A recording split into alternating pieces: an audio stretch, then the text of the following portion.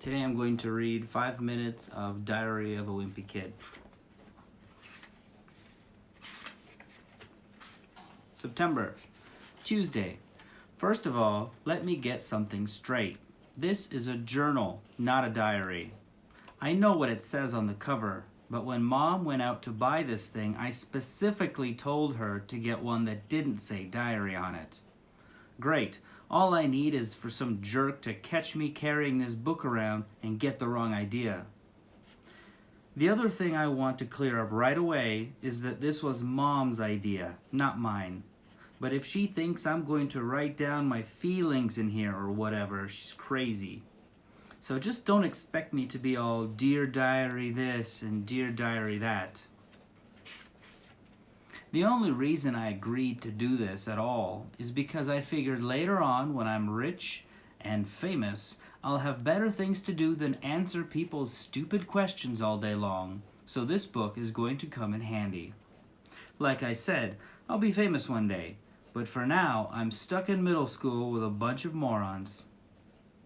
Let me just say for the record that I think middle school is the dumbest idea ever invented. You got kids like me who haven't hit their growth spurt yet, mixed in with these gorillas who need to shave twice a day. And then they wonder why bullying is such a big problem in middle school.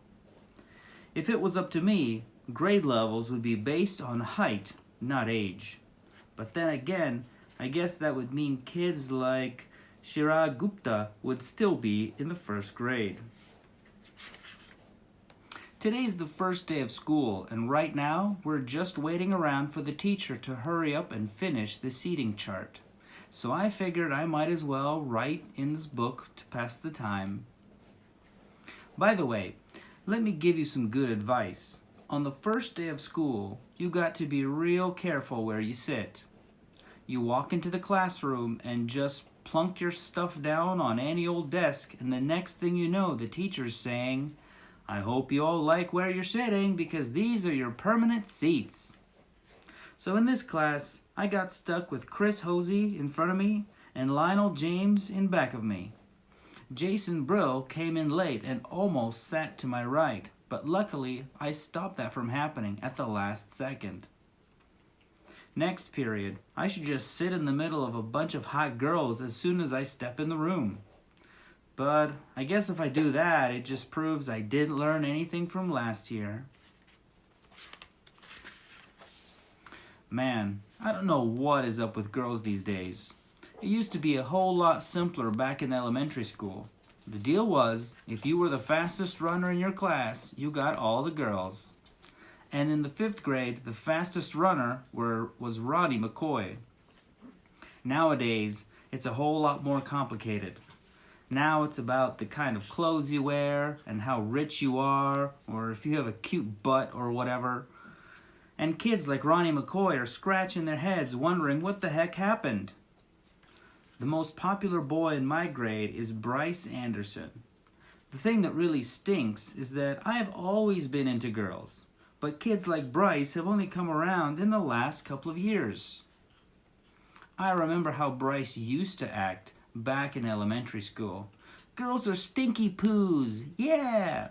I don't think girls are stinky poos. But of course, now I don't get any credit for sticking with the girls all this time. Like I said, Bryce is the most popular kid in our grade.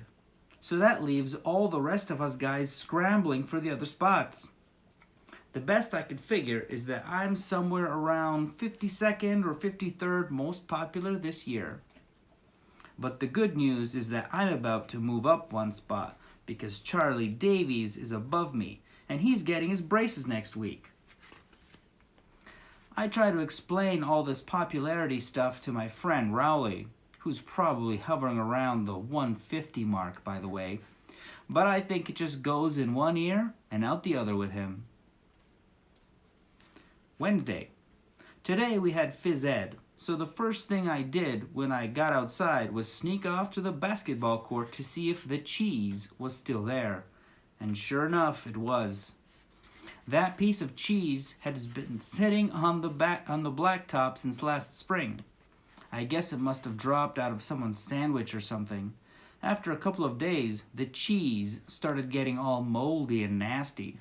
Nobody would play basketball on the court where the cheese was, even though that was the only court that had a hoop with a net. Then one day, this kid named Darren Walsh touched the cheese with his finger, and that's what started the thing called the cheese touch. It's basically like the cooties. If you get the cheese touch, you're stuck with it until you pass it on to someone else. The only way to protect yourself from the cheese touch is to cross your fingers. But it's not that easy remembering to keep your fingers crossed every moment of the day. I ended up taping mine together so they'd stay crossed all the time. I got a D in handwriting, but it was totally worth it. This one kid named Abe Hall got the cheese touch in April, and nobody would even come near him for the rest of the year. This summer, Abe moved away to California and took the cheese touch with him. I just hope someone doesn't start the cheese touch up again because I don't need that kind of stress in my life anymore.